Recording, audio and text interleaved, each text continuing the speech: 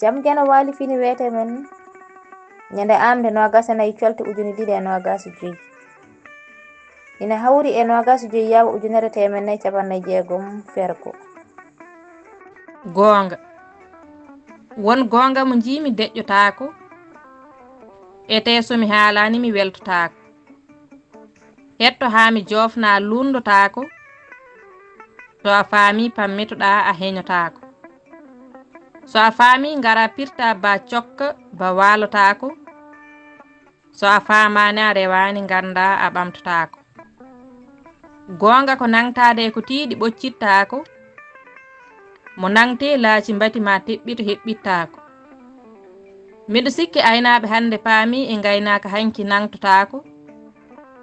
caggal nde yooro andini ko gandal woni ko waasotaako janngen ko nafata wortotaako ko noon aduna addiri woto wi a waylotaako janngin ɓiye ko nafata wortotaako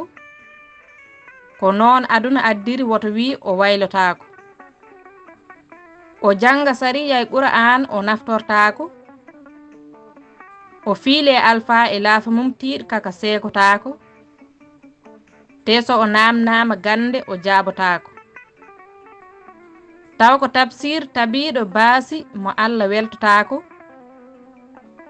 te go'o kuɗi e ɗiɗi leɗɗe so windama o tottama rindintaako o janga o reena o rokke o naftortaako o liggido e ɓe jangani tarani gardo o ardotaako ete omo jagga ko gando o ƴewtotaako